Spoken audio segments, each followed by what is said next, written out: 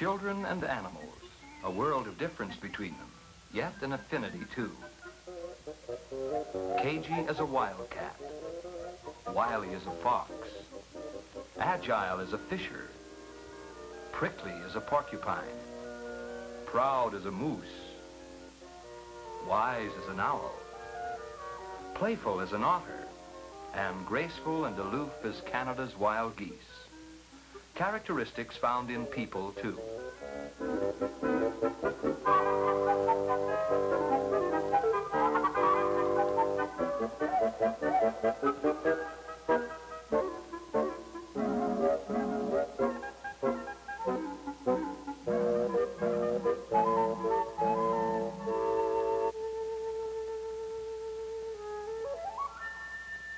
Near Shubenacadie, Nova Scotia, there's a 29-acre enclosure of wooded parkland and natural ponds where wild ducks paddle about, enjoying life as only God's creatures can.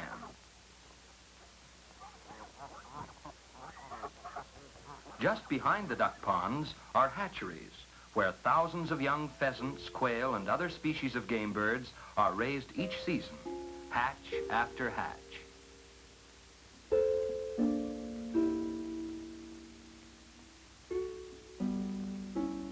It's a wondrous place of experiment.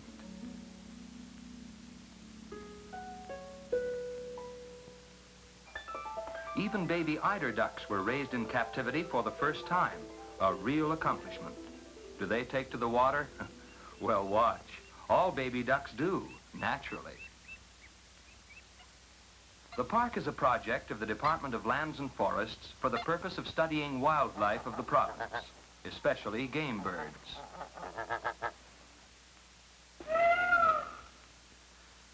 In the beginning, ducks and gay-colored showbirds enjoyed the solitude of their special woodland. Few humans infringed on their privacy. Without benefit of audience, mischievous squirrels disported themselves, and orphaned fawns formed new and strange friendships. Many of them, found alone in the woods and brought to the park, made themselves right at home. Other creatures of the forest, like little Snubnose here, found as a babe in the woods, enjoy their new home too, become personalities, and are given names. Joyce, a baby moose, became quite a glamour girl among her animal friends.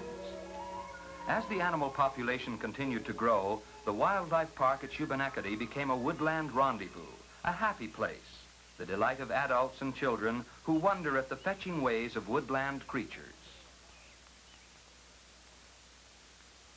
The vain peacock is not native to Nova Scotia, but he's the showbird of the park.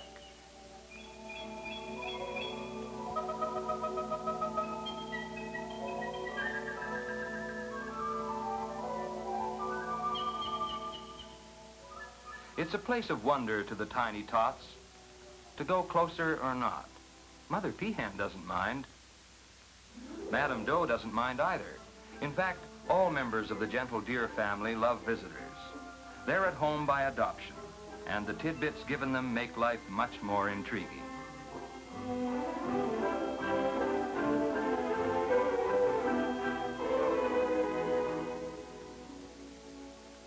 The raccoons are the real clowns of the park. One can hardly believe it, but what thieves they are. They respect no person's privacy at all, and they're never satisfied either.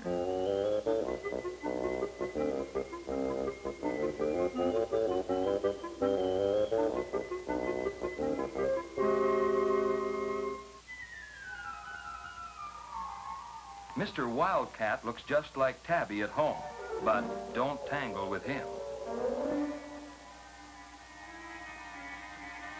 His bearded cousin, the lynx, is more fierce.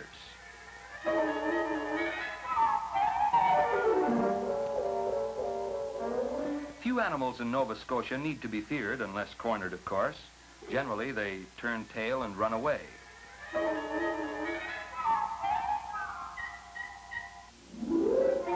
The prickly-looking porcupine cannot throw his quills. That is myth.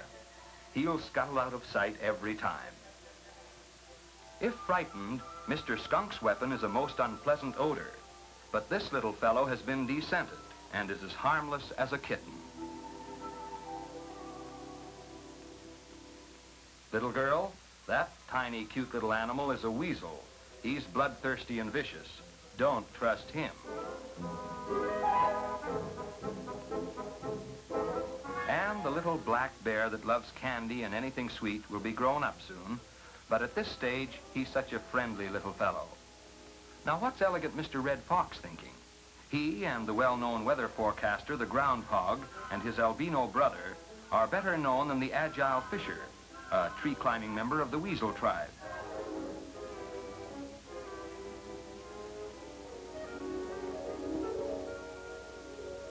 Martins are members of the weasel family too, but they love fun.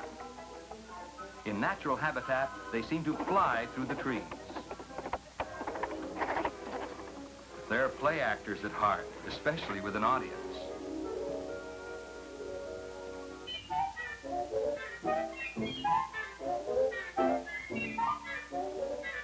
Does the marten recognize his cousin, the otter? Now, he's an affectionate fellow and is easy to tame.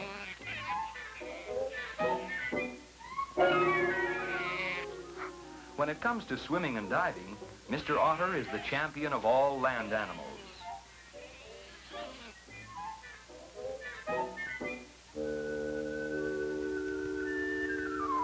But what do kiddies think when they watch the ducks, for instance?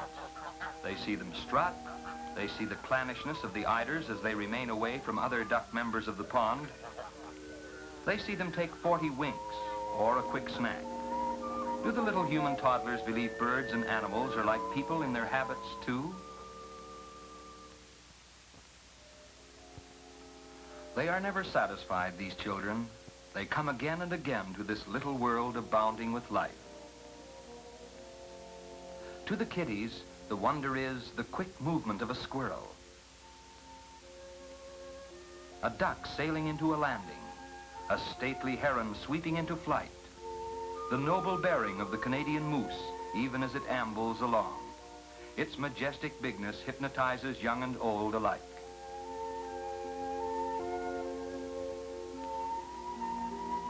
As summer blends with fall, the leaves of the hardwood trees take on gold and crimson dress, as though by magic. And the birds try hard to match them. The golden pheasant very nearly does.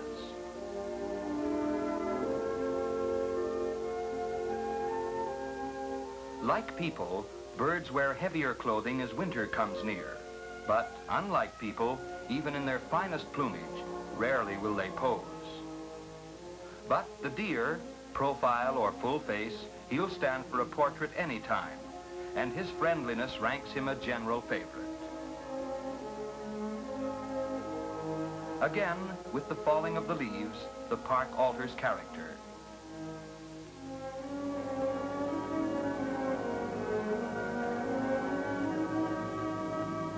As snow freshens the countryside with its whiteness, the park becomes alluring in a more gentle way. Its paths are like quiet corridors. Some of the animals have slipped into winter sleep. Others, like the lynx, have changed their tawny coats to gray, nature's protection. There is a hushed stillness everywhere, except near the duck pond. King Winter has reduced the duck pond to a small open stretch of water, and the ducks find life very trying at times. How slippery it is. How carefully one foot must be placed before the other. It's so difficult to keep one's dignity, especially, it seems, for the Egyptian goose, far from his native clime.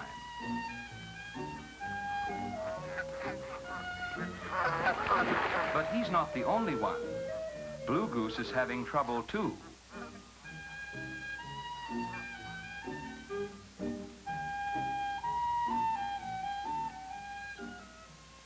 In the wintertime, mallards, teal, brant, Canada geese, and others of their kind are most at home in their pond, be it ever so shrunken. But the otters love the snow. It's something to slide on and play in. These comedians are in tune with any season of the year. But what do animals think?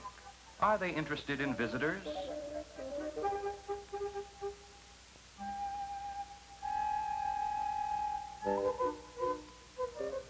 Is this fisher merely trying to show off, or is he just a curious fellow? Certainly the visitors are curious and will come again when spring reveals the park in still another character. For even the grip of winter can be loosened by Old Man Sun, and the comely pussy willow proclaims spring an accomplished fact. Streams and rivers sing happily once more, though melting snow and ice swells them to overflowing.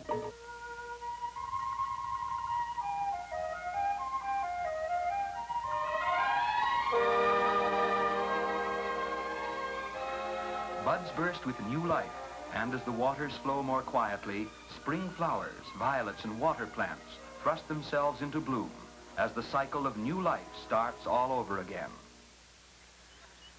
Mr. Canada Goose is restive. Mother Goose is nestling the eggs, and they have many quiet chats together.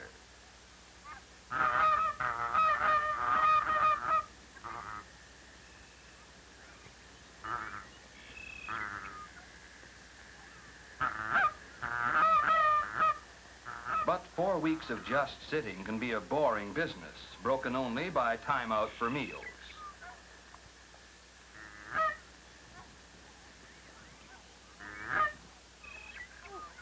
They have lunch together, but Mother Goose mustn't linger.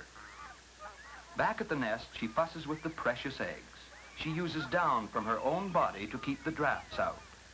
Once again, she resigns herself to more long hours of sitting.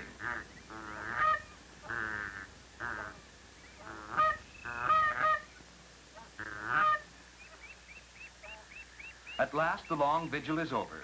The goslings are seeing their first day. Lessons in swimming? Not for these babies. Just a little prodding now and then.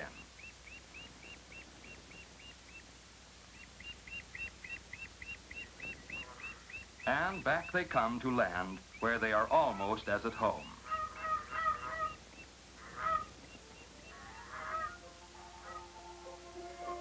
Nearby, however, the mallard family prepares for a morning dip. The ducklings, too, newly born, ride the waters effortlessly, carefree as a fresh spring morning.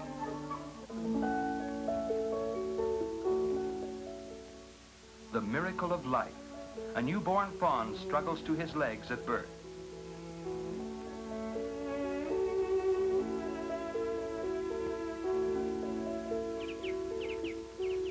He epitomizes forest life as surely as the seasons follow one after the other. And now come the balmy days of summer, with soft winds whispering in the treetops, the sun warming the hearts of people and animals. So the park at Shubenacadie, a true wildlife rendezvous, gives fun and pleasure all year round, where families of people share the pleasure with the families of animals. In the children, understanding and kindness grow toward all living things, as the enchanted face of a child reflects sheer pleasure in the funny ways of the furry and feathered creatures of his native woodland.